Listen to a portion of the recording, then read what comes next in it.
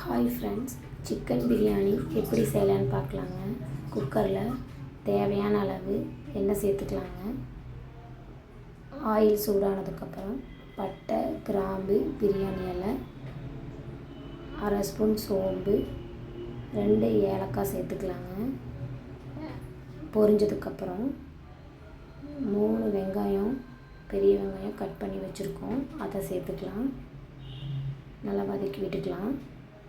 வதங்கினதுக்கப்புறம் 1 ஸ்பூன் இஞ்சி பூண்டு பேஸ்ட்டை நம்ம சேர்த்துக்கலாங்க. சேர்த்து நல்லா வதக்கி விட்டுக்கலாம். நறுக்கின 3 தக்காளி பழம் சின்ன சின்னதாக கட் பண்ணி வச்சுருக்கோம், அதை சேர்த்துக்கலாங்க. சேர்த்து நல்லா நம்ம வதக்கி விட்டுக்கலாம். நம்ம கொத்தமல்லி, புதினா நம்ம எடுத்து வச்சுருக்கோம், அதை சேர்த்துக்கலாங்க. சேர்த்து நல்லா நம்ம வதக்கி விட்டுக்கலாம். நல்லா வதங்கினதுக்கப்புறம் நம்ம எடுத்து வச்சுருக்க 1/2 கிலோ சிக்கன் சேர்த்துக்கலாங்க. சேர்த்து நம்ம நல்லா எல்லா பக்கமும் படுற மாதிரி நல்லா வதக்கி விட்டுக்கலாம். நல்லா வதங்கினதுக்கப்புறம்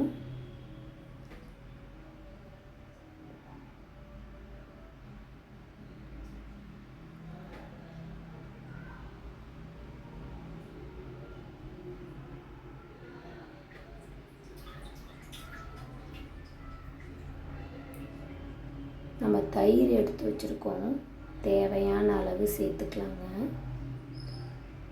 ஒரு 1/2 லெமன் நம்ம புழிஞ்சு விட்டுக்கலாம். நல்லா வதக்கி விட்டுக்கலாங்க.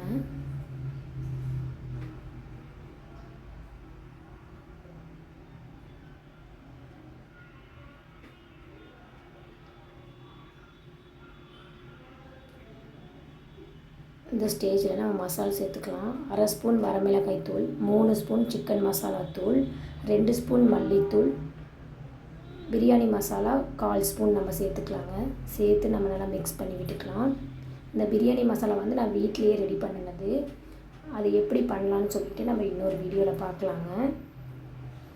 நல்லா மிக்ஸ் பண்ணி விட்டுக்கலாங்க. டம்ளருக்கு 2 டம்ளர் அரிசி, நம்ம சீரக சம்பா அரிசியில் எடுத்துருக்கோம். 1 டம்ளருக்கு 2 டம்ளர் தண்ணி ஊற்றிக்கலாம். நல்லா ஊற வச்சு எடுத்து வச்சுருக்கோம். நான் இன்றைக்கி வந்து சீரக சம்பா அரிசி தான் நான் எடுத்திருக்கேன், அதை சேர்த்துக்கலாங்க.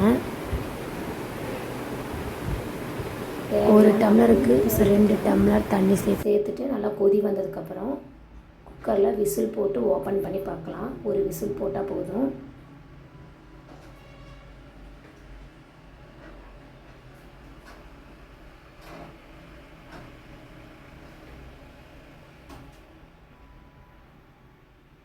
ஓப்பன் பண்ணியாச்சுங்க.